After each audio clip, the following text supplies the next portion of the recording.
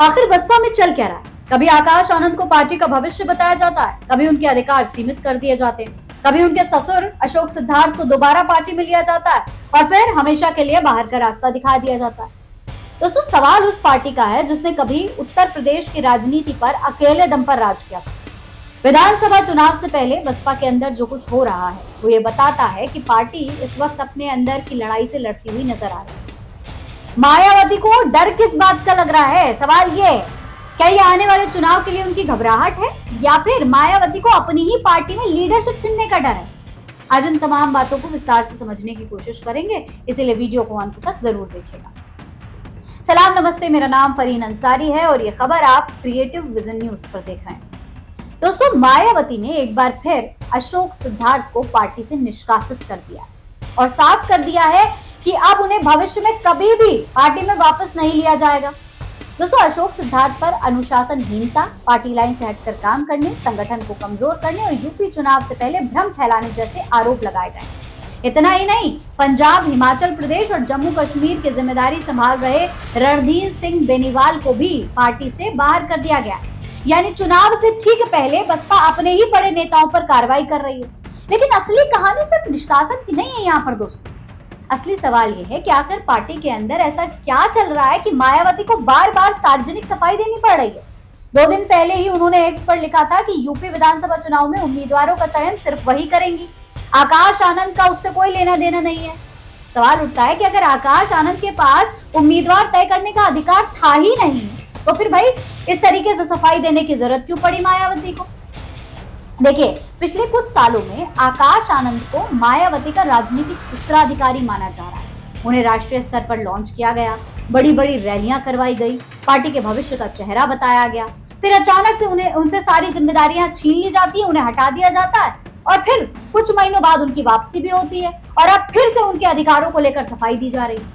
इससे साफ संकेत मिलता है कि पार्टी के अंदर नेतृत्व को लेकर पूरी तरीके से स्पष्टता नहीं है। मायावती हमेशा से एक सख्त अनुशासन वाली नेता रही है। बसपा में अंतिम फैसला हमेशा उनका ही रहा है और शायद आगे भी वही करेंगे। लेकिन राजनीति बदल चुकी है। आज सिर्फ एक चेहरे के भरोसे चुनाव नहीं जीता जा सकता। संगठन, लगातार जनसंपर्क, सोशल मीडिया और युवा नेतृत्व भी उतना ही जरूरी है। बसपा की सबसे बड़ी चुनौती यही है कि वो नए नेतृत्व को पूरी तरीके से आगे नहीं आने देना चाहती और पूरी तरीके से पीछे भी नहीं रखती। इसी बीच दलित राजनीति में भी बड़ा बदलाव आ गया है। एक समय था जब दलित वोट का सबसे बड़ा ठिकाना बसपा ही हुआ करती थी, लेकिन अब हालात बदल चुके हैं। दलित वोट का एक हिस्सा बीजेपी के पास है और कुछ हिस्सा जो है वो सपा के साथ, और बड़ी संख्या में युवा दलित नेता चंद्रशेखर आजाद की राजनीति की तरफ आकर्षित। इसकी सबसे बड़ी वजह यही है कि चंद्रशेखर लगातार सड़क पर संघर्ष करते दिखाई देते हैं। वहीं बसपा लंबे समय से बड़े आंदोलनों में लगातार गायब नजर आई।